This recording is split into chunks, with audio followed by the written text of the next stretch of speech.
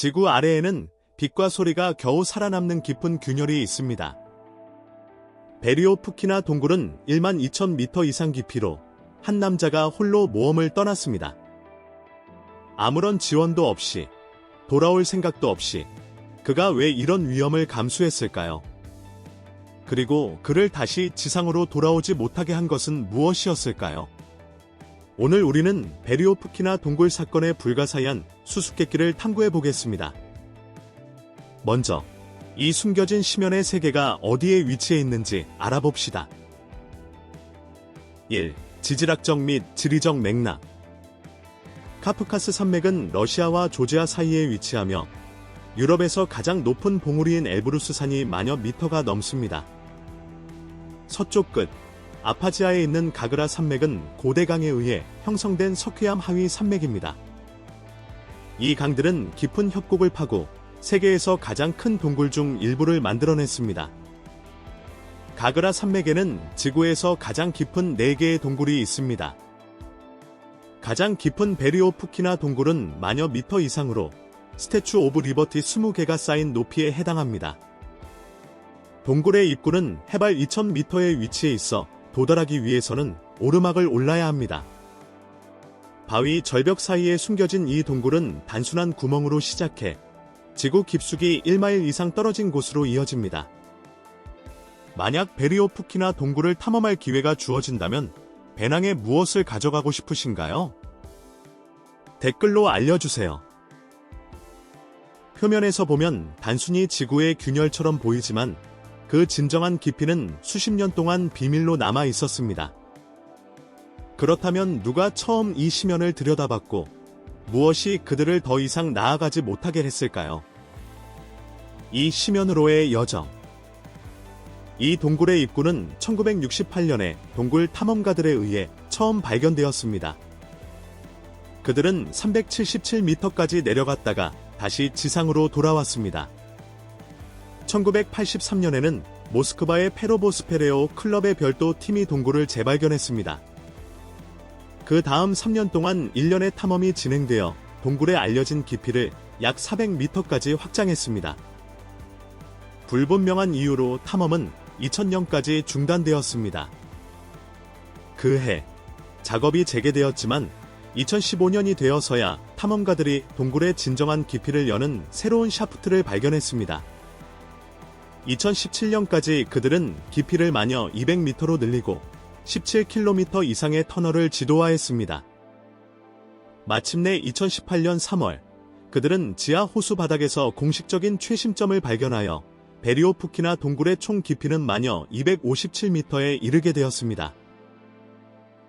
그러나 동굴의 경이로운 깊이를 측량하는 것은 시작에 불과했으며 그 누구도 그 어둠의 가장 깊은 곳에서 살아남은 적이 없었습니다. 인간이 완전한 어둠과 미지의 세계에 둘러싸여 며칠을 보내면 어떤 일이 벌어질까요? 탐험을 시작하기 전에 여러분께 특별한 요청이 있습니다. 여러분이 저를 도와주실 수 있다면 알림벨을 눌러주시고 구독 버튼도 눌러주세요. 이 채널에 큰 도움이 됩니다. 그렇게 해주신다면 저는 여러분을 위해 이 쇼를 더욱 발전시키기 위해 최선을 다하겠습니다. 약속할게요. 3. 2018년 탐험 내부. 6달 후 9월에 페로보 팀이 베리오프키나 동굴 탐험을 계속하기 위해 돌아왔습니다. 이번에는 사진작가 로비 쇼네와 제프 웨이드가 함께했습니다. 탐험은 파벨 데미도프가 이끌었으며 베리오프키나 동굴과 가그라 산맥의 다른 깊은 동굴을 탐험한 엘리트 팀이 포함되었습니다. 그들의 임무는 미발견 종이 포함될 수 있는 생물 샘플을 수집하고 특히 바닥의 유망한 수평 통로를 기록하는 것이었습니다. 짧은 동굴 탐험과는 달리 베리오프키나와 같은 깊은 동굴은 산악 탐험과 유사한 큰 계획이 필요합니다. 에베레스트 산의 등반가들이 여러 단계의 캠프를 사용하여 휴식을 취하고 장비를 보관하는 것처럼 이곳의 동굴 탐험가들도 막대한 깊이와 필요한 장비 때문에 여러 개의 지하 캠프를 세워야 합니다. 모든 장비를 한 번에 운반하는 것은 불가능하므로 미리 길을 준비하기 위해 짐을 오르내리며 운반합니다. 베리오프키나 동굴에는 6개의 캠프가 있습니다. 입구에서 탐험가들은 보호복, 헬멧, 하네스를 착용한 후 어둠 속으로 떨어집니다. 첫 번째 캠프는 2000m에 위치하며 연중 내내 비치된 연구 비상 스테이션입니다. 팀은 4일 동안 6번째 캠프인 6900m까지 내려갔습니다. 그 과정에서 그들은 얼음 같은 기온, 진흙, 좁은 틈, 긴 수직 샤프트에 직면했습니다. 한 지점에서는 단지 로프만을 사용하여 100피트의 낙하를 내려갔습니다. 6번째 캠프는 넓은 터널의 평평한 모래 바닥에 위치해 있으며 탐험의 나머지 동안 그들의 집이 되었습니다. 다음 3일 동안 그들은 동굴의 가장 낮은 부분을 탐험하고 그들의 발견을 기록했습니다. 주요 목표 중 하나는 바닥에 있는 호수를 촬영하는 것이었습니다. 그들이 도달했을 때 장면은 놀라웠습니다. 밝은 터키색 물이 제트블랙 석회암으로 둘러싸여 있었습니다. 이 호수는 길이 50피트, 너비 25피트, 깊이 28피트로 완전한 어둠 속에 자리 잡고 있었으며 인공 조명이 없이는 보이지 않았습니다. 지구의 표면 아래 깊은 곳에서의 초현실적인 순간이 로비와 제프의 렌즈에 포착되었습니다. 팀이 6번째 캠프의 그늘 속에 자리 잡고 있을 때 그들 위에서는 고대에 예측할 수 없는 무언가가 이미 움직이고 있었습니다. 침묵이 깨지면 어떤 일이 벌어질까요? 4. 갑작스러운 홍수. 7번째 날, 모든 것이 순조롭게 진행되고 있었습니다. 두 팀원이 비행기를 타기 위해 일찍 떠나야 했습니다. 그들이 3번째 캠프에 도착했을 때 동굴로 쏟아지는 홍수를 발견했습니다. 지상에서 발생한 대규모 폭풍이 홍수의 파동을 촉발하여 수천 리터의 물이 쏟아져 들어왔습니다. 동굴은 깊은 지하에 위치하고 두꺼운 암석으로 보호되기 때문에 무선 통신이 작동하지 않습니다. 대신 탐험가들은 동굴 전체 길이에 걸쳐 물리적 케이블을 사용합니다. 2명의 퇴출 팀원은 그 선에 연결하여 아래 팀에 경고했습니다. 6번째 캠프에서는 메시지가 처음에는 패닉을 일으키지 않았습니다. 홍수의 파동은 동굴 시스템에서 흔한 일입니다. 단지 1mm의 비가 내리면 제곱미터당 1리터의 물이 생깁니다. 1제곱킬로미터에서는 그 작은 양에서 1000리터가 발생합니다. 폭풍이 심할 경우 그 수치는 급증하며 모든 물이 엄청난 힘으로 동굴로 쏟아져 들어옵니다. 이러한 급증은 비가 얼마나 내리는지와 얼마나 오래 지속되는지에 따라 몇 시간 동안 지속될 수 있습니다.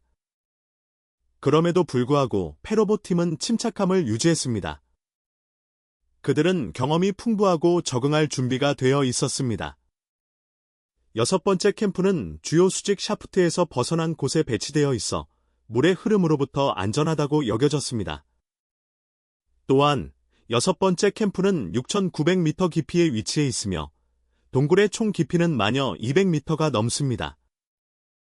홍수가 그들의 수준에 도달하려면 그들 아래 약 300피트의 동굴을 채워야 했습니다.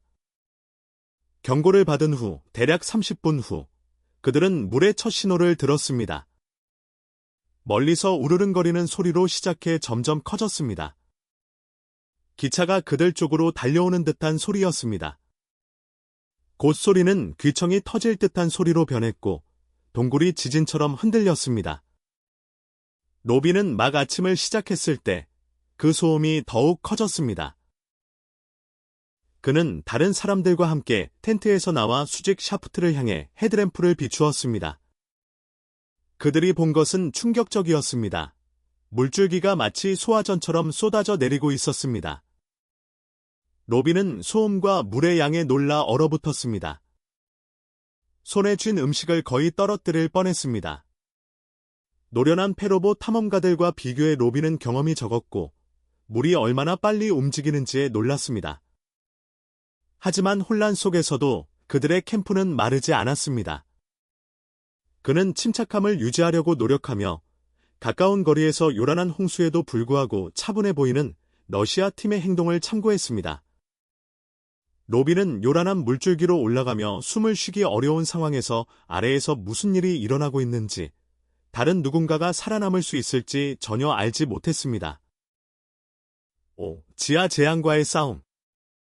홍수가 시작된 지 약 2시간 후, 줄어들 기미가 보이지 않자 한 팀원이 텐트 근처에서 물이 끓어오르는 소리를 발견했습니다.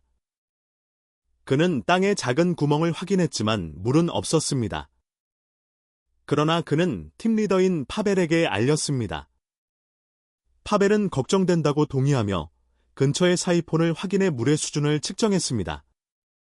그들이 5분 후 돌아왔을 때 그 구멍은 이제 빠르게 상승하는 물로 가득 차 있었고 물이 옆으로 넘실거리고 있었습니다.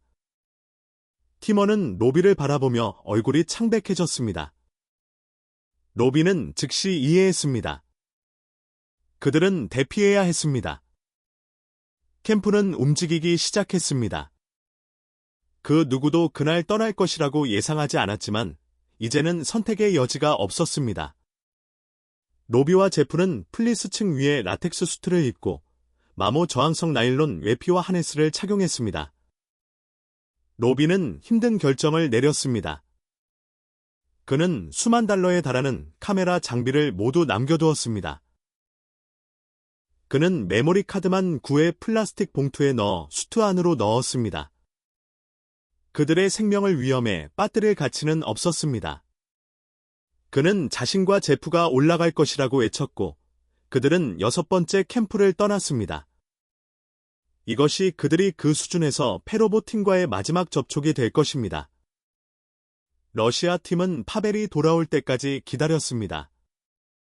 로비와 제프가 오르면서 그들은 한때 공기가 가득했던 방을 가로지르는 좁은 통로에 도달했습니다. 그 통로는 60피트 깊이, 25피트 너비였습니다. 이제 거의 물이 가득 차서 통로의 가장자리를 넘실거리고 있었습니다. 통로의 끝에서 수직 로프가 시작되는 곳에서 홍수의 원천이 보였습니다. 위에서 쏟아지는 폭포였습니다. 로비는 폭포 속으로 발을 내디디고 클립을 고정했습니다. 물이 그를 강하게 쳐내며 쏟아졌습니다. 그는 턱을 당겨 헬멧 아래에 작은 공기 주머니를 만들어 숨을 쉬고 오직 눈앞의 흰색 로프에만 집중하며 천천히 올라갔습니다. 결국 그는 작은 절벽에 도달해 잠시 멈췄습니다. 로프는 바위의 구멍을 통해 이어져 있었습니다. 그 구멍은 어깨 너비에 불과하며 물줄기가 시작되는 곳이었습니다. 로비는 잠시 주저하며 통과할 수 있을지 의심했습니다. 하지만 멈추는 것은 선택지가 아니었습니다. 그는 주도적인 등반가였고 뒤에 다른 사람들이 있었으며 아래에서 물이 상승하고 있었습니다. 그는 계속 나아갔습니다. 물이 너무 강력하여 그는 겨우 앞으로 나아갈 수 있었습니다. 마침내 통과한 후 그는 이 상단 구역이 대부분 마른 것을 깨달았습니다. 물은 다른 경로로 흘러갔습니다. 아드레날린이 솟구치며 그는 생각할 겨를도 없이 계속 올라갔습니다. 제프가 속도를 줄이라고 외칠 때까지 멈추지 않았습니다. 그 소리에 그는 정신이 번쩍 들었습니다. 그는 잠시 멈추어 기다렸습니다. 제프가 따라잡았을 때 그는 창백하고 눈이 휘둥그레졌지만 살아 있었습니다. 그들은 조용히 나머지 팀이 괜찮은지 궁금해했습니다. 로비와 제프는 6,200m에 위치한 5번째 캠프에 도착해 기다렸습니다. 동굴은 여전히 그들 주위에서 흔들리고 있었습니다. 시면을 바라보며 그들은 결국 한 개의 헤드램프를 발견했습니다. 그것은 안드레이였습니다. 그가 도착했을 때 그들은 다른 이들에 대해 물었습니다. 그는 조용히 고개를 흔들었고 그들은 모두 긴장된 침묵 속에 앉아 최악의 상황을 두려워했습니다.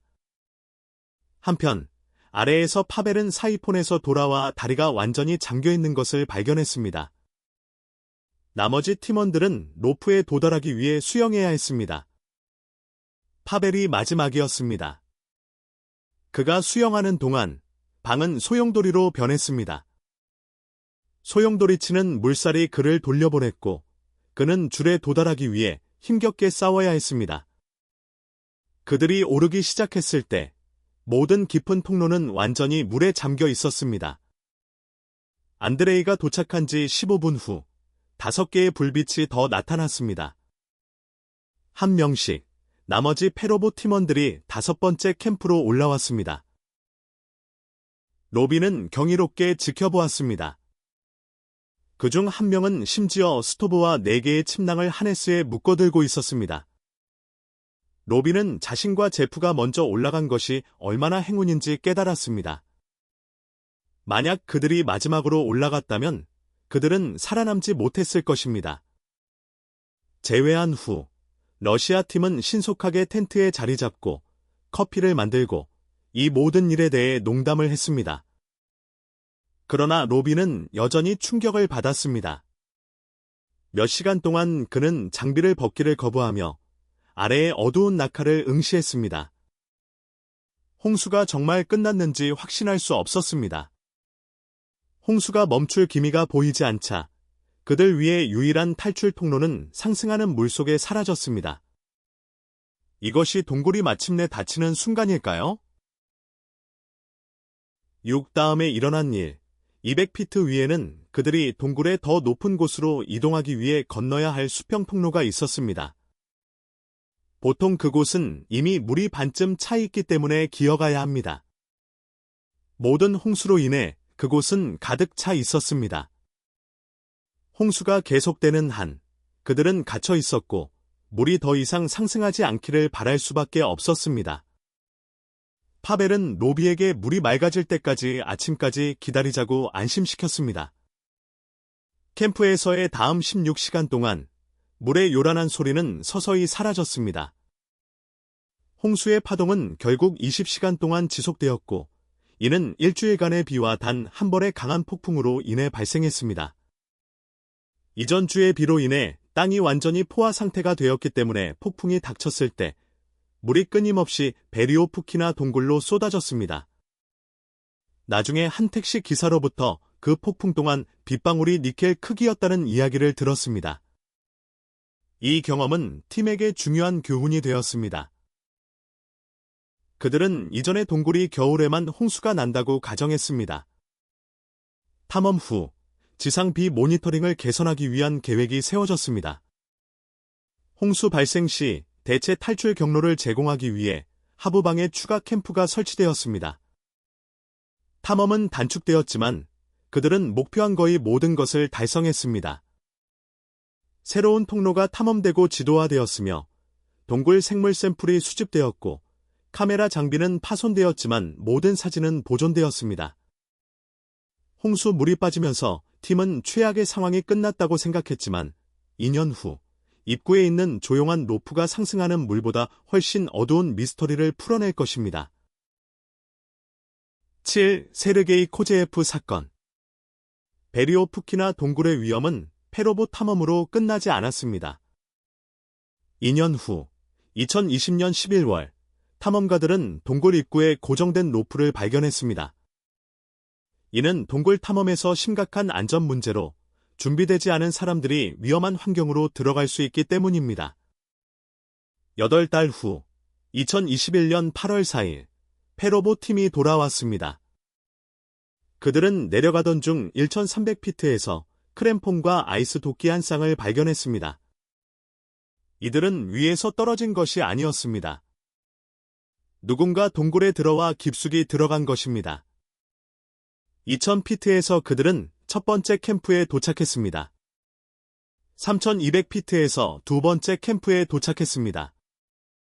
그리고 3600피트, 동굴의 바닥까지의 중간 지점에서 그들은 동굴 장비를 착용하고 로프에 묶인 채로 남아있는 한 남자의 유해를 발견했습니다. 신원 확인 없이 당국은 나중에 실종자 데이터베이스를 통해 그의 신원을 37세 세르게이 코제예프라고 확인했습니다. 세르게이는 소치 출신의 경험 많은 아웃도어 전문가로 2020년 11월 첫째 날 홀로 출발했습니다. 그는 정확한 목적지를 공개하지 않았습니다. 그의 휴대폰에서 발견된 파일에 따르면 그는 여정을 준비하는 데 거의 1년을 보냈으며 페로보 탐험 문서를 사용하여 동굴로의 경로를 지도하였습니다. 그는 크램폰과 아이스 도끼를 사용하여 입구에 도달하고 노프를 고정한 후 3개의 장비 가방을 가지고 내려갔습니다. 그는 좁은 터널을 지나고 격자 장치를 사용하여 수직 샤프트를 내려갔으며 첫 번째와 두 번째 캠프에서 잠시 머물렀습니다. 증거에 따르면 그는 두 번째 캠프에서 며칠을 보낸 후 더 깊이 들어갔습니다. 그 지점 아래에서는 동굴이 더 차갑고 습하며 기술적인 난이도가 높아집니다. 적절한 의료와 장비가 필수적입니다. 세르게이는 더 이상 안전하게 내려갈 수 없음을 깨닫고 되돌아가려 했던 것으로 보입니다. 그러나 지형은 올바른 장비 없이 오르기에는 너무 어려웠습니다. 그는 손으로 사용하는 상승 장비는 있었지만 수직 로프를 오르기 위해 필요한 발걸음이 없었습니다. 발판이 없으니 피로와 추위가 그를 압도했을 것입니다.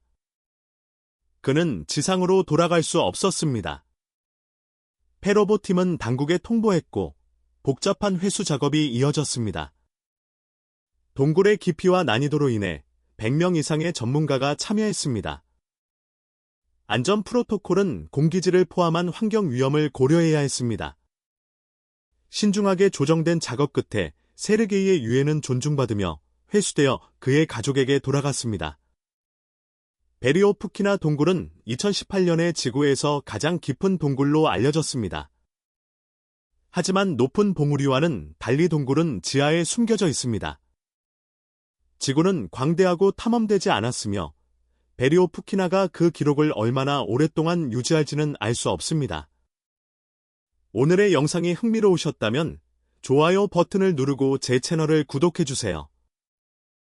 여러분의 지원은 저희에게 매우 중요합니다.